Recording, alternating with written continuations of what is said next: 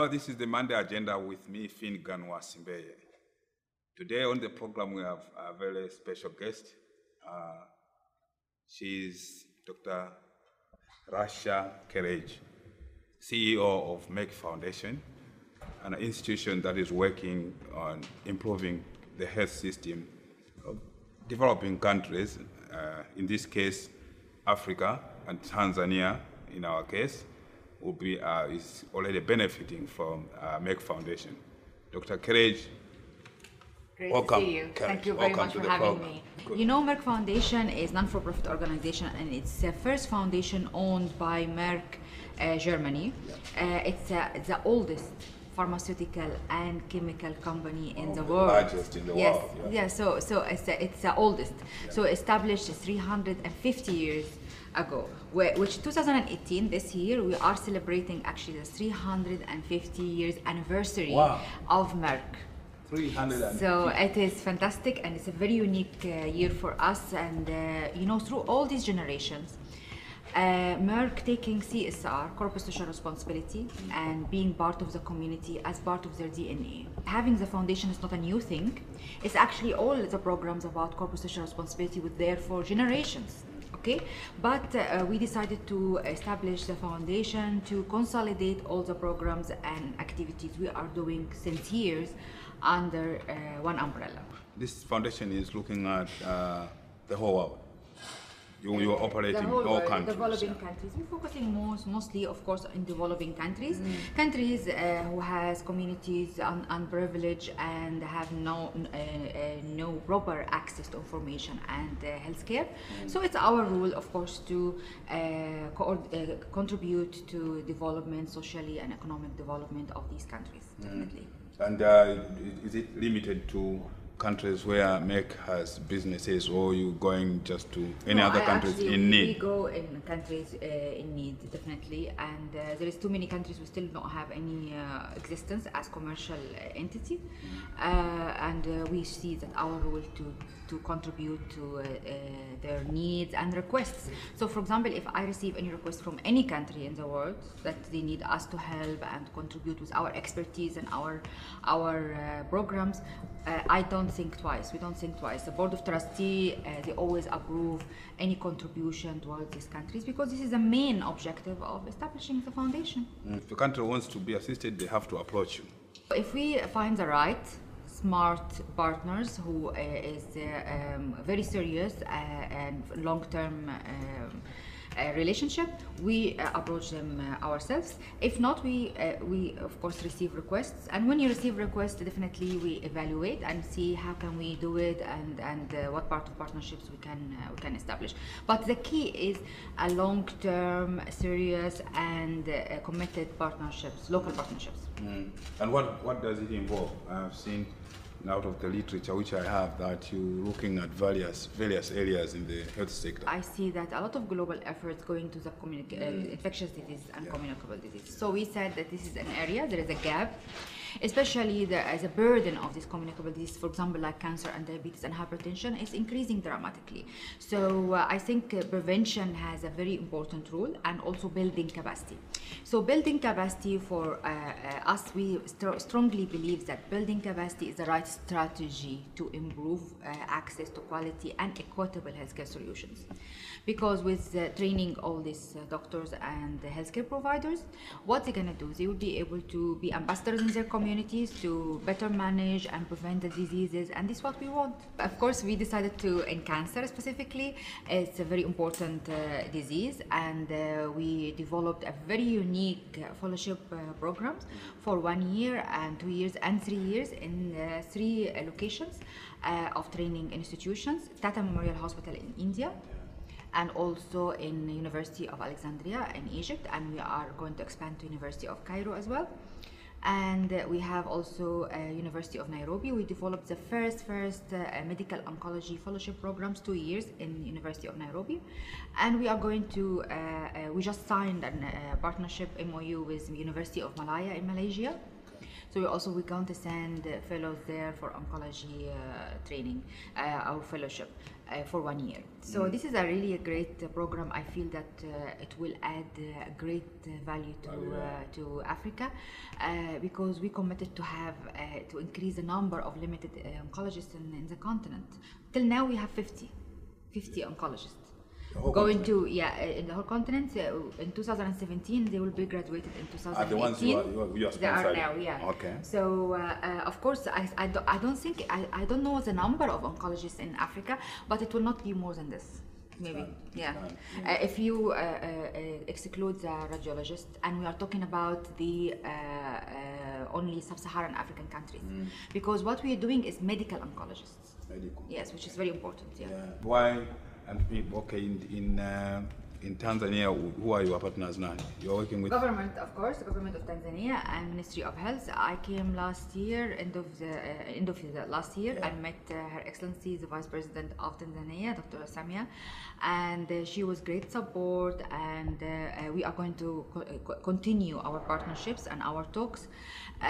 Of course, now we have something to talk about because the program's always been started in Tanzania, either the hypertension and diabetes and oncology.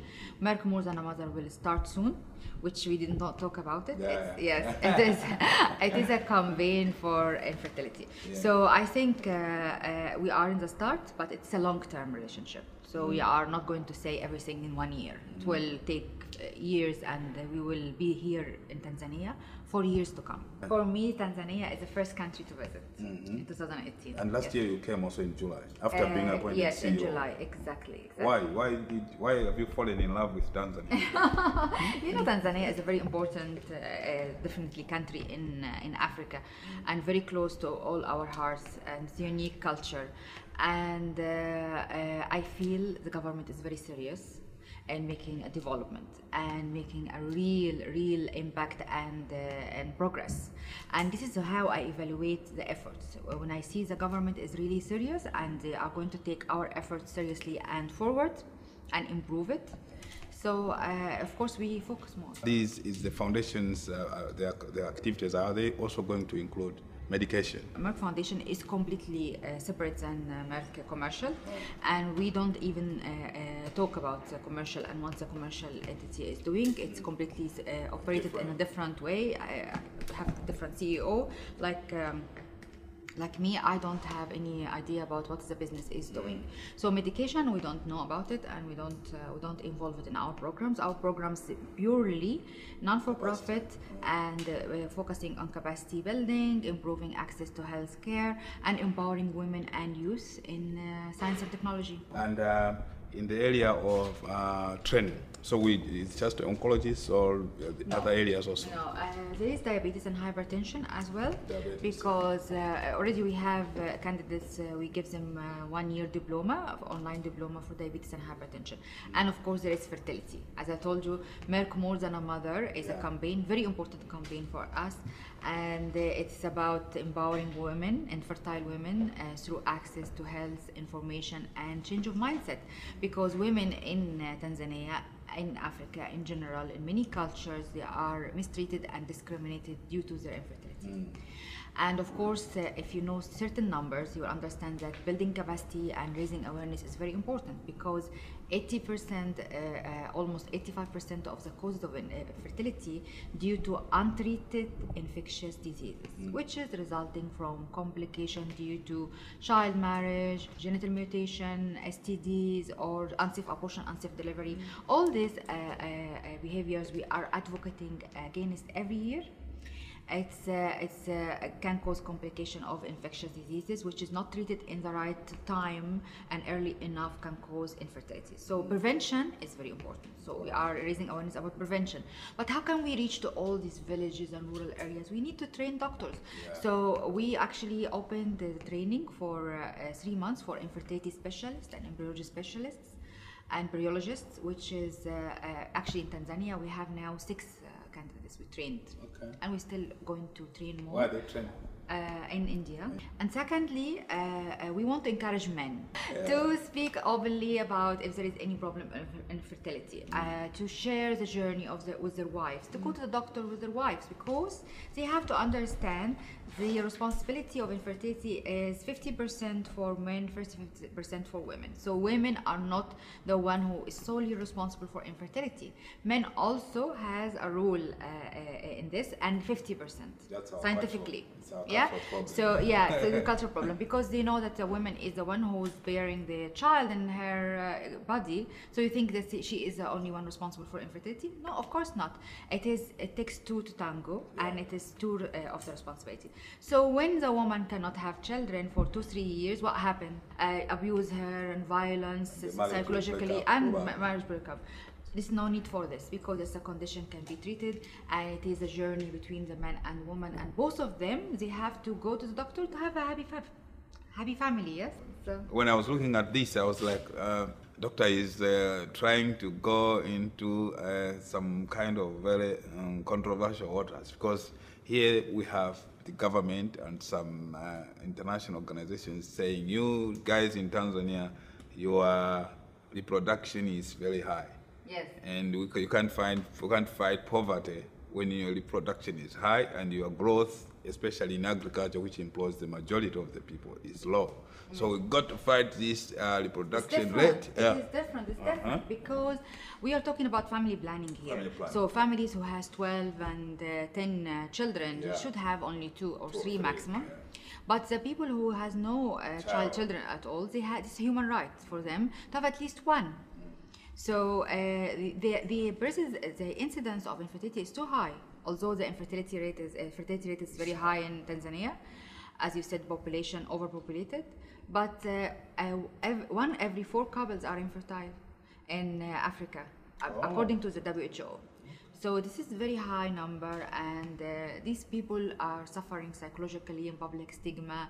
We need to change that culture, and we need to give them their human rights. They have to have the place to go to be able to have at least one child. In this respect, what exactly will the intervention be? Are you going to work with the ministry and the medical doctors to go out, as you have said, in the village and educate people that, even men can be infertile? It's not only this. There's social media, there's media. That's why I have the interview with you. Yeah. When someone has a problem having a child, it doesn't affect him as a person or a human being. It's still, that's why we say more than a mother, because we want to say women are more than just mothers.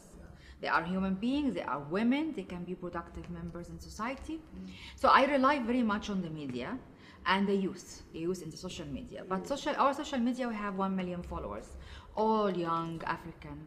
So I really feel that the future will be completely different story. But let us talk about the present at the moment, and this is the role of the media and us. Writing articles, speaking about it more. You know, like what happened in HIV in the beginning? Yeah. It was a stigma, nobody wanted to talk about it. Yeah. But now it's different, the same way. Yeah. Same way. How do you select, or how do you pick people? Medical doctors, or at what level? At what level? Yes, they have to be gynecologists, definitely, and they've been recommended by either the Fertility Society of Africa, or by the Ministry of Health, or by the university. So after the recommendation, we give them to the scientific committee of the institution. We're going to train them to see if they are eligible, and if they are eligible, they just contact them, and we provide the training and everything. And what is the future of because really capacity is an area where we have a lot of big weakness. Yes. And training medical doctors is very expensive. Yes. And currently you are taking them abroad. What are plans to have, maybe train them so that there can be many of them locally at the University of Dar es Salaam? We created the first oncology fellowship program in Nairobi, and University of Nairobi. So it can be here as a center at the moment for oncology. And for the diabetes and hypertension, we do it online. It's a 1 year online in South Wales University in UK. So every graduate will have a diploma accredited by UK, which is very good. And there is a lot of now digitalization in education, which is to overcome, the geographic barriers and traveling. And so step by step for fertility, we cannot do it at the moment because fertility still, there is a lot of countries they don't have even one fertility specialist or embryologist. So it's not like we have many now and we will establish a center. So at the moment we chose to have the center in Indonesia, one center in Indonesia, one center in India, and one center in Malaysia, which is Asia, South-South collaboration. And in the future, we will think about having an IVF or fertility training center in Africa. Okay. Yes, definitely. I've seen that out of the literature I got, there is also the issue of empowering women to generate their own income, because that's another big weakness. And what are you doing? Infertile women specifically. Yes. Okay. Because when we see the infertile women, they have no purpose in life except having children, and they don't. When they lose this purpose, they have no other purpose in life. So, and they accept all the insult, and they won't just wait to die. And it's not correct. So they share their stories with us through the media and the videos. So people feel upset, and and they want to change. But these women, mostly, they are too late for them to get treated, because either they're too old or biologically are not ready, because the infections since long time manifested in their body, and the whole reproductive system gone. So we said we cannot just leave them alone like this. It's not ethical. So we group them in groups, and we start to build for them training and profession, like a small business. For example, some of them we had catering, so they cook and restaurant, and some of them has chicken farms, so they can make eggs and chicken, and and sell chicken frozen and stuff. And some of them like cows, they can have cheese, and you can make cheese and milk, and so different, and sewing like dresses and fashion and stuff. So we create for them things, businesses according to what they like and what they feel that they can do, and build on their skills. On our social media, Merck More Than a Mother Facebook and website, it's very easy. You can find all the stories of the transformation of women and type of businesses we established for them. It's really enlightening, because you can see the women transform from very depressed, sad, want to die woman to a very strong. Even the way she talks and walk and and generate business is different. So in Tanzania, how many are being involved in this exercise? We just started, as I told you, in end of last year. Yeah, I think we had how many women at the moment we recruited? A few women at the moment, but we are going to have more. The videos will be ready soon, and it will be on the social media. As I told you, it depends on the partners as well, because usually in many countries I partner with the First Lady Foundation in each country. For example, Niger, Chad, Central African Republic, Guinea, Gambia, all these First Lady, and Nigeria, First Lady of Nigeria, Sierra Leone, First Lady of Sierra Leone. All these First Ladies, they identify the women, infertile women, and we cooperate with them to establish the training and for these women. So until we find someone who identifies these women for us, we will be able to. So if any organization know a number of infertile women are suffering in Tanzania, please to contact us in our website www.merck-foundation.com. We have a hospital which has been trying to treat women who are fistula. It's also a big problem, fistula. Fistula also causes infertility in the future, They have managed, they've managed to treat many of them. I think many of them are suffering just the way like those who are infertile women. By the way, I have also a program about fistula. I will start in 2018. How many countries now are being involved? 25. Up to now? In Africa, yes. Sub-Saharan? Yes, Sub-Saharan, yes. And what does, all of them, you discovered them yourselves? Because no, through partners as well. Through partners. Like, for example, when I have a TV interview like this, or I meet the scientific committee of the different countries, because we have a representative in our scientific committee from each country, fertility society. So Benin and Chad and Mali and Malawi, they are representative from each, even Gabon. So they always, we start from there mainly. Or the First Ladies, we approach them as well, and there is some of them are contacting us themselves. And what is now the future, doctor, if you look at 10, 20 years to come? You have Yes. said you want I a want long in the future relationship. 10 years to come. 10, 20 I years. want when someone say infertile, it's not a stigma or it's not a taboo. Yeah. It's infertile like you have a cold, like you say diabetes, it's no problem, yeah? So infertility also, I wanted to have no problem about it. There is some women contacted me and say, we have to select our words and we don't say that they are infertile women. I said, no, why? Infertility is not a bad thing.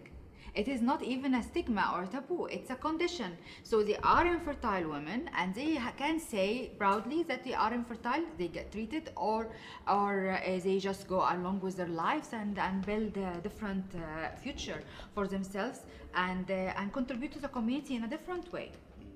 So this is very important. So this is a change of the culture I want.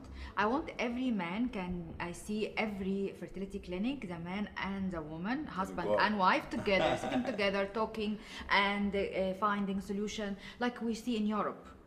I want this in Africa very soon. I want to have fertility clinic and IVF center in public health sectors in every country. 1, 2, 3, or even in different counties. This is the future. I want to have many students and in the schools, they are treating them how to prevent infertility. They are educating them how to prevent infertility in the schools. So they are ready and we eliminate around 85% of the infertility. If we have worked on the prevention and education for the youth from now, we can eliminate a very, very high number of infertility. I want one day to be impersed, treating infertility to be impersed, because when it's become less, it can easily be impersed and not burden on the economy. So these are all dreams. Looking at treatment now, how to treat infertile men and women. Yes. That's another area which is very challenging in terms of the costs. Are we going to really come to a period when we have yes, definitely. Look, I mean, in economy science, if something demand more than supply, what happens? Demand more than supply, prices go down. When the supply more than the demand, prices go down. So when we educate more doctors, train more IVF, and there is more IVF centers around in the one country, what's happened? Competition in prices go down, and they are all local. They don't have to travel abroad or bring someone from abroad, so the cost will go down by automatically. Like what happened in many countries. We're not talking about something we are going to experience for the first time. 50 years ago, for example, in the place I live in UAE, that treatment of IVF cycle, it was so high 15 years ago. Now, because there are too many, it's almost 10 lower in the price. So probably we'll reach through that definitely. price. I will contribute to this through Merck Foundation. Merck Foundation is very, very, very keen to build a great capacity of fertility care in Africa. And I hope that I can be part of this when I'm CEO of Merck Foundation. And you said this year you also want to introduce fistula.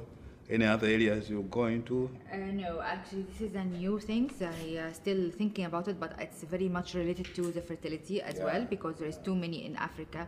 The reason they caused the fertility is one of the causes is fistula, and it's too high incidence. So I think it makes sense that we can contribute a little bit in fistula as well as part of the prevention.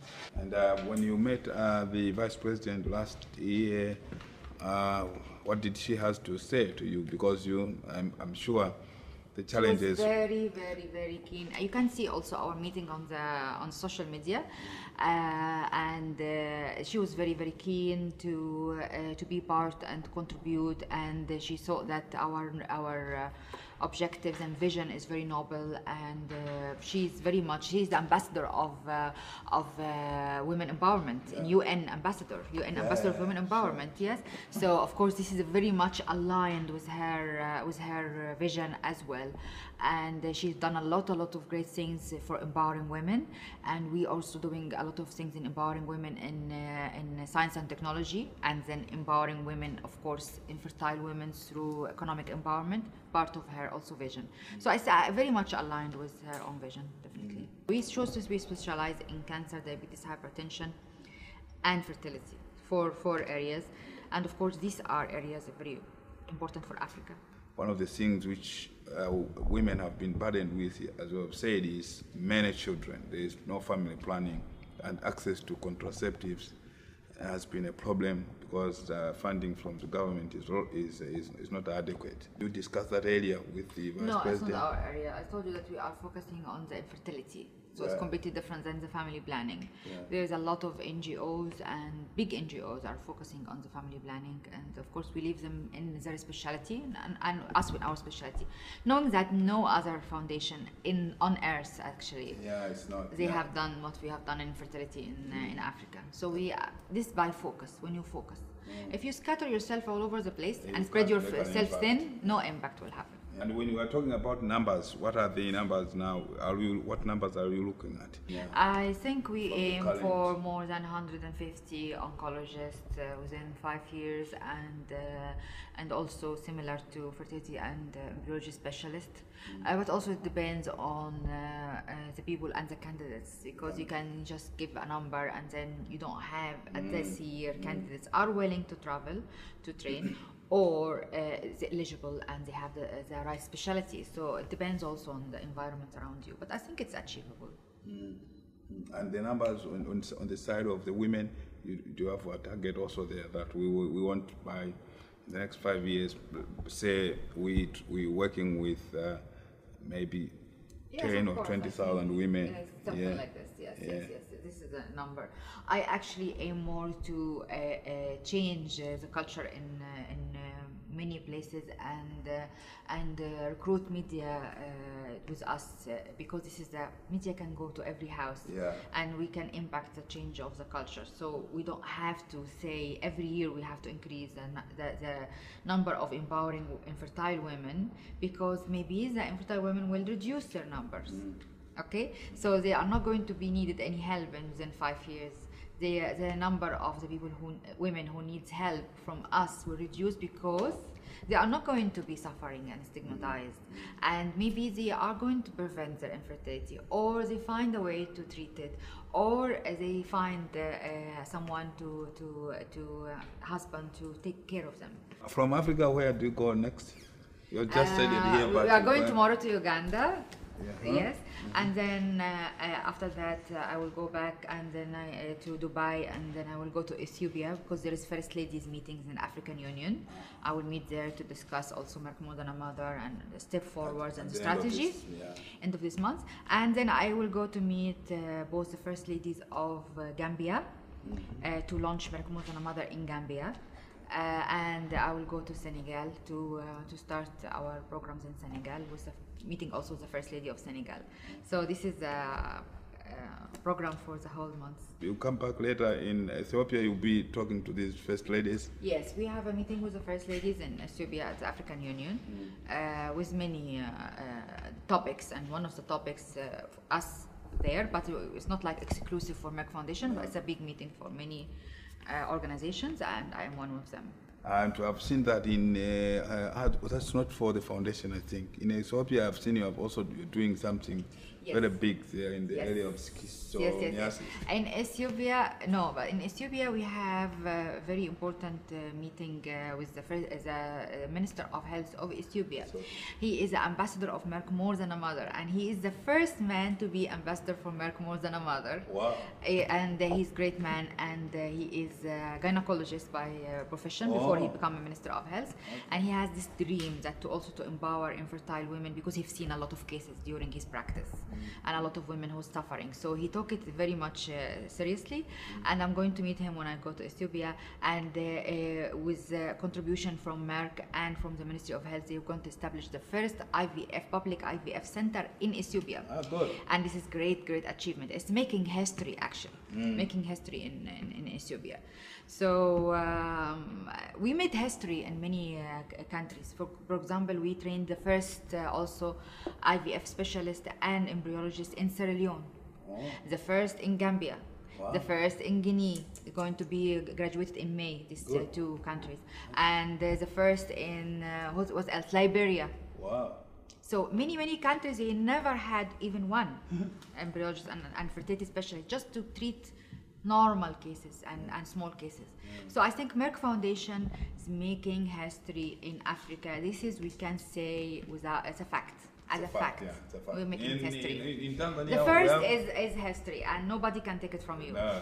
Yeah, increase number, you compete on numbers, but the first is the first, and we are making history in Africa. So in Tanzania, do we have IVF experts here? Trained almost 6, I told you. You've already trained 6. 6. Okay. From Tanzania. Okay. Yes. Good. So this is great. But they were 2 before we came, so it will not be the first. But we trained 6, and they are actually around Tanzania. Some of them working in Kilimanjaro, some of them working here in Dar es Salaam, and another area. Yes. And at some point, we will have IVF clinics in public hospitals. I think they are seriously talking about it, and we are going to support in the training, and I hope it will open soon. We established also helped in training and establishing the first IVF in Uganda, in public sector in Uganda as well, and it will be in the women hospital. It is with our ambassador, Minister Sarah Obindi. She's the Minister of State of Health of Uganda. She's also a great lady. She took it very serious, and she's going to help establishing this IVF center, which is going to open in May. Yeah. Which is also be the first in Uganda. For us in the media, it's like probably we will also need a lot of sensitization. A lot of training, because just to tell you this as well, we are going to launch Media Recognition Award for journalists, so they can send us stories, either print or TV interviews about infertility or infertile women in their country. And this is a part of sensitization of the media. And we will announce the award winners. We launched this last year for Kenya. And actually we were going to announce winners very soon in this quarter of the year, but I want to spread it to all African journalism, and we select the best winner and the award. And I think this is going to be very nice, because when we announced it in Kenya, now many articles and interviews about infertility, because it's an award and sensitization, and and they took it beyond the award, of course, because they grab personal interest when they know about it, and media getting bored with repetitive topics you're talking about. And if you open infertility and talking about infertility, you have life experience, things you never even hear about before in your life. So it's a new thing to attract viewer. You have also a component of trying to train, to give us the basics, journalists to know exactly what is. I think we can do something online about infertility, and also if you go to our website, you just read the things that you understand completely what is the infertility is, and we are doing it one-to-one at the moment, but I think it's a good idea to have a module specifically for media. I will work with my team on this to educate them about infertility, which is very important for Africa because it's a new thing. With that, we've come to the end of the program for the day, and we had Merck Foundation CEO, Dr. Rasha Kelej. She's Egyptian, she's an African, and I'm very proud to meet her. Thank you, Dr. Kelej. Thank you. Good. Thank you very much. Thank you.